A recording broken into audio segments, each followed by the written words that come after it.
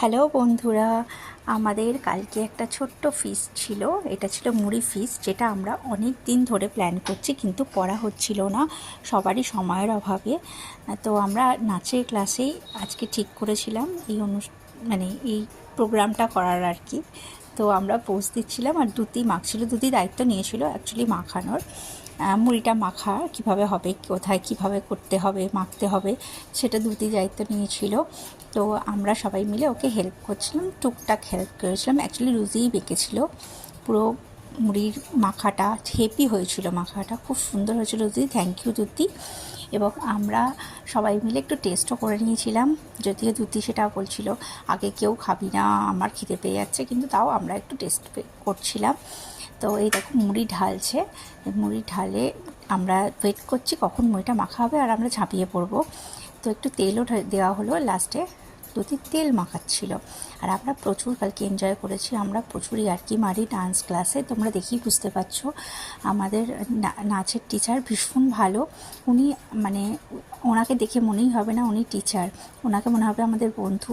আর ওনার বাড়িতেই যত সব আমরা অত্যাচারগুলো করি, এই সমস্তগুলো দিদিভাইয়ের বাড়িতেই আমাদের হয়েছে। এবং দিদিভাই সঙ্গে সঙ্গে সবসময় ছিল এবং সমস্ত কিছু দিদিভাই আমাদের আড্ডাটার সঙ্গে ছিল সব সময়। এবং আমরা সবাই হাই করে চেঁচিয়ে উঠেছিলাম। এই অত্যাচারগুলো আমরা দিদিভাইয়ের বাড়িতে প্রায় করে থাকি, কিন্তু ফিস্ট আমরা অনেক দিন পর করেছি।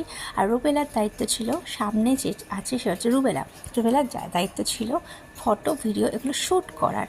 তো রুবেলা সেটাই করছিল, তার দায়িত্ব পালন করছিল, আর আমরা আমাদের কাজ করছিলাম, ইয়ার্কি মারছিলাম। লাস্টে সবাই একটা মিলিত ইয়ার্কি করা হচ্ছিল এবং সবাই সবার নিজের অভিজ্ঞতা শেয়ার করছিল আজকের দিনের, যদিও সেটা কোনো ব্যাপার নয়। হ্যাঁ, আমরা চেয়েছিলাম, যেটা এতদিন পর হলো, আমরা প্রচুর ফটোশ্যুট করেছি এবং আবিরও খেলা হয়েছে লাস্টে, কারণ কিছুদিন আগেই হোলি গেছে। তো আমরা হোলি সেলিব্রেট করার জন্য এই দিনটাই বেছে নিয়েছিলাম। দিদিভাই মুড়ির বাটি দাঁড়িয়ে দিদিভাই মুড়ির বাটি নিয়ে ইয়ার্কি মারছিল। আমরা এইভাবেই যেন মজা করতে পারি, এটা সবসময় আমরা জেনে রাখবো। সৌমি বলেছে প্রচুর আমরা খেয়েছি, আমিও বলেছি প্রচুর খেয়েছি, এত খাওয়া হয়ে গেছিলো, রাতের ডিনারটাও হয়তো আমরা করতে পারিনি, কেউই হয়তো করতে পারিনি আশা করি।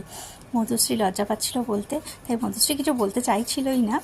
তো এত খেয়েছে, কারোর আর বলতে ইচ্ছা করছে না, সবার পেট ভার, এবং সবাই অর্ধেক করে মুড়ি আমরা নিয়ে চলে গেছিলাম বাড়িতে, কারণ আমরা কেউই পুরো মুড়ি খেতে পারিনি, মুড়ির সাথে অনেক কিছু চাট ছিল তাই।